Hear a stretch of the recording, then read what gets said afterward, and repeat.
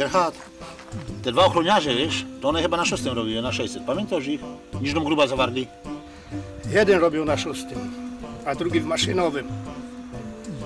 Ale i tak robimy na tej samej grubie, choć gruby już dawno nie ma. Ich zostawili, ano zwolnili. Tego role to są gorsze niż jeden Steiger na dole. Co kryką przyrżnie bez pysk do... A cóż zresztą wyragodo, lepiej wiecie o tym jak ja. Kiedyś mnie dopadli, jak ich węgiel niósł. To oci miał cały silny kark i wybity łokieć. Jeszcze dzisiaj go czuję. A mnie ci rozdorwali, hopie to nie dość, że czopka stracił i brele, to jeszcze był cały obolały, co tak mi w pierdol spuścili. I oci byli hahary pieronowe. Trzeba by ich trochę przyhamować, nie? Wpieprzyć im nie domy rady. To są byki pieronowe, jeszcze mają te pały i te gazy. Coś by tu trzeba hopie wymyślić. No to powiedzcie mi, na czym polega ich siła. Ja wam powiem, na czym cała siła ich polega. Na tym, że mają auto i się mogą szybko przemieszczać z miejsca na miejsce. Jakby deptali piechty tak jak my, albo na kołach, to by takie mądre nie byli. Z tego wniosek, że trzeba im wyeliminować ten transport.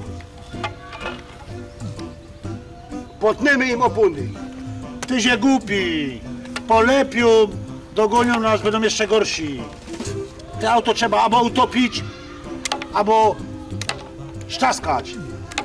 Hopy, spolić. To je myśl. Może niech spolić. I oni mam koła, to oni nie muszą mieć auta. Obejrzymy, czy bez auta będą takie mądre. Czepaj. No.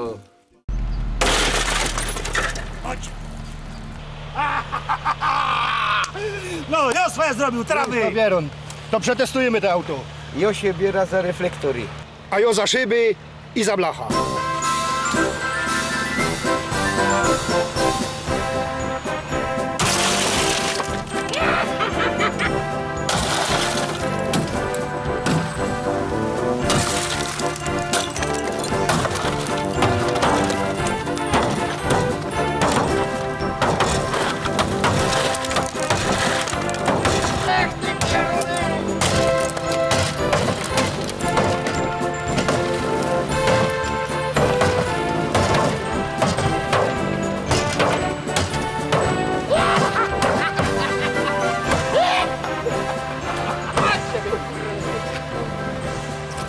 No to mają pieruńskie hahary. Ginter, idź no, tam we kole pod Zycym je szmata, przynieś no ją. Ja w jego kole idę, dobra. Ja, dobra. Zrobimy fakla. Dawaj ta szmata. I no hopy trzeba dać pozór, żeby się nam coś nic nie stało. No. Po to ją robimy, żeby go podpolić z daleka. Z daleka, ciepnymy. No skurde. Się to hajcnie. I zostało jeszcze trochę benzyny. Auto już je hopy oblone. Lej, lej, lej. Hajcuj to, hajcuj.